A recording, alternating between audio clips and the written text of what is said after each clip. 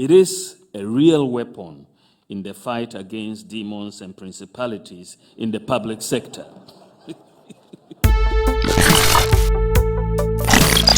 In the year 2017 alone, some $339 million of Ghana government revenue end up in the pocket of some corrupt individual persons. These revenues include taxes, customs duties, revenues from state-owned enterprises, capital revenues, and foreign aids. This has been happening each and every year, and most African countries has been experiencing this. That is why most countries can't develop. So President Nana Akufo-Addo decided to look for solution to this problem. And now the government has come out with a platform called Ghana.gov. This is an online platform where citizens can now pay for all government services such as payment of taxes, applying for passports, applying for birth, death and marriage certificates, and all other government services from the comfort of your home. And you can pay with your debit card, credit card, or mobile money.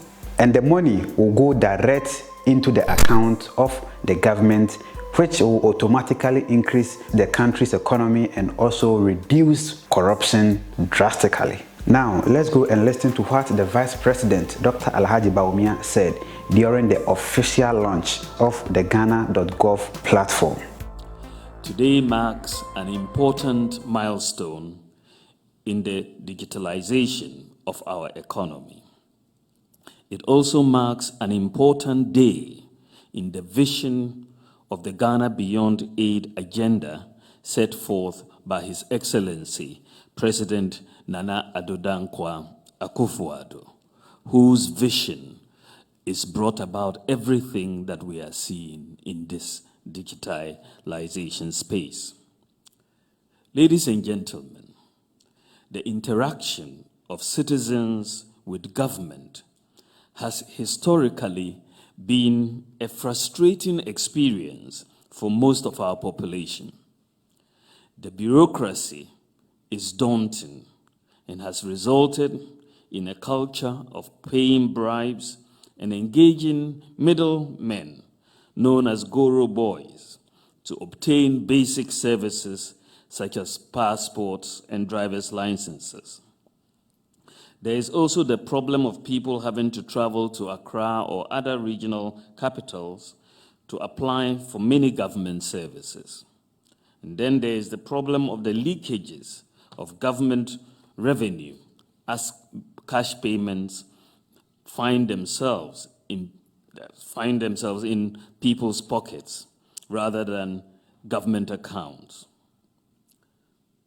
Ghana.gov is the payments and revenue collection platform that provides a single point of access to all services of ministries, departments, and agencies of the government. The platform is available to all citizens, residents and non-residents of Ghana, and can be accessed online at www.ghana.gov.gh or by dialing a short code *222# *222# on any mobile phone, whether it's a smartphone or a YAM phone.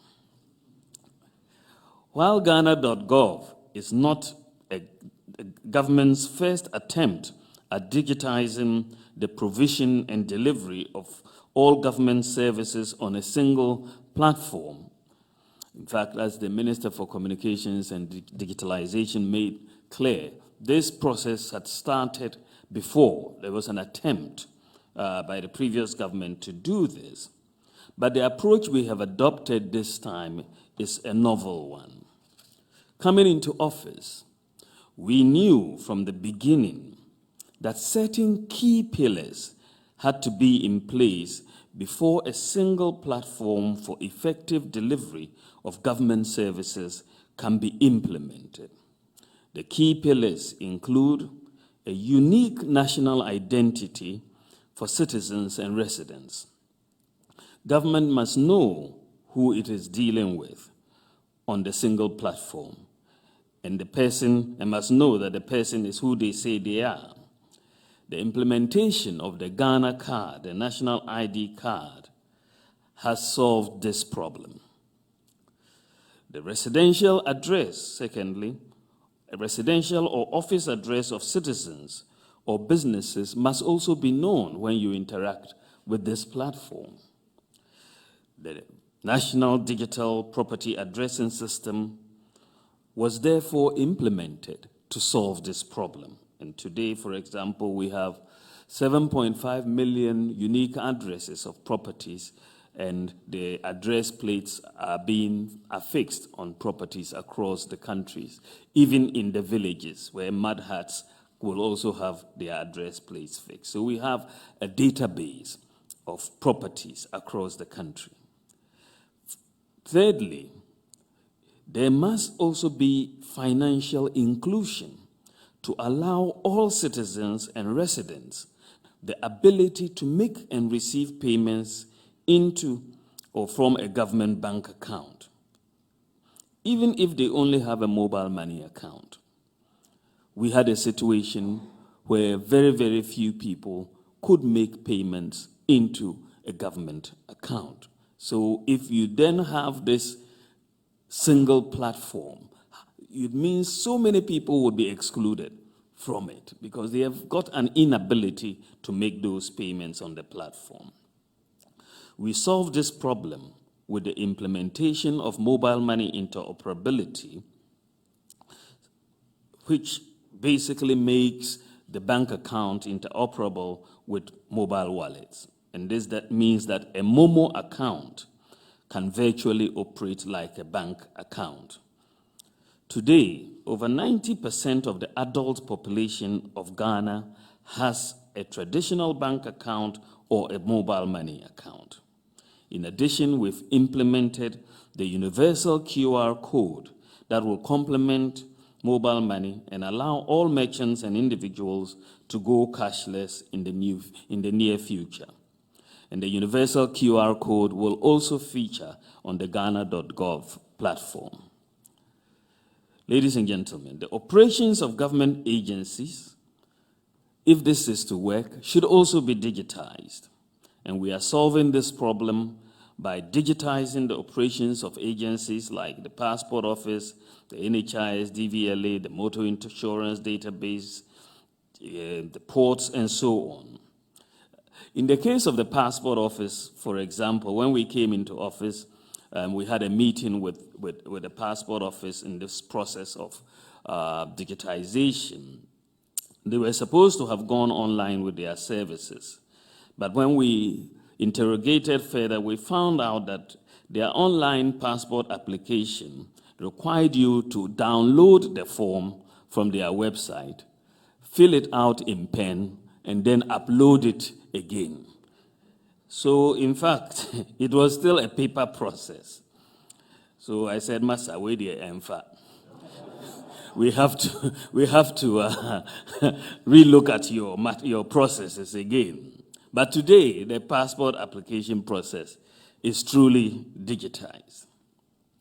In addition, when you interact with citizens, it is also important that the tax identification numbers, the TIN numbers of users of the platform should be provided so that government can also track this information. Unfortunately, at the time we came into office, only 750,000 people in Ghana had TIN numbers. So we have solved this problem by using the Ghana card as the TIN number. And by doing this, this has increased the number of people with TIN numbers from 4% of the adult population, which was the case in 2016. So between basically independence and 2016, we had only 4% of the adult population with TIN numbers. But by just making the Ghana card number the TIN number, we've increased the number of percentage of the adult population with TIN numbers from 4% to 86% in just 4 years. And this is transformation that we are talking, 4% to 86%.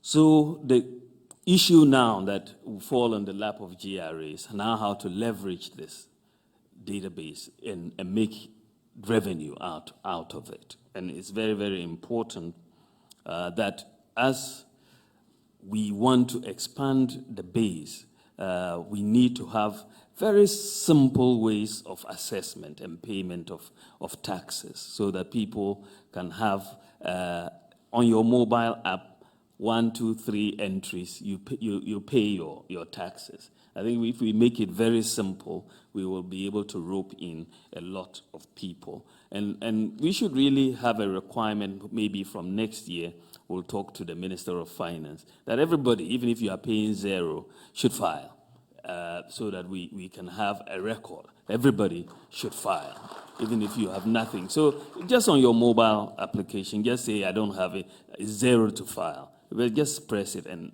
we'll take that on board. And we hope you are telling the truth.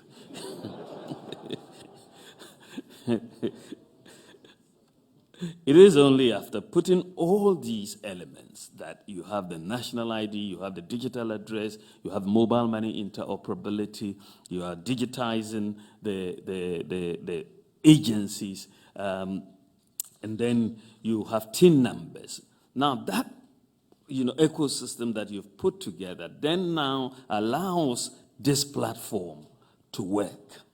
Otherwise, you are really going to be putting the cart before the horse to try to put a platform, as was the case, without these key pillars in place. So I'm excited that in Ghana we did not go beyond our shores to develop and manage a platform like this.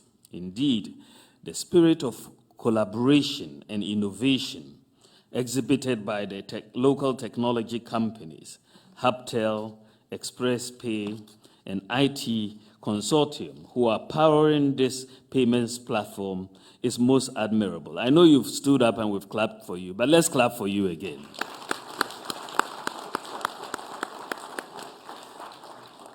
I'm sure you are all going to be happy that you are not going to be receiving further calls from me asking, where are we? When are you finishing? And all of that. But they've done an excellent job, and we are thankful to them. Ladies and gentlemen, for starters, Ghana.gov is a one-stop shop to enable citizens easily access government services, simplify payments for public services, ensure prompt payments for services, and promote transparency and visibility of the internally generated funds. It is a real weapon in the fight against demons and principalities in the public sector.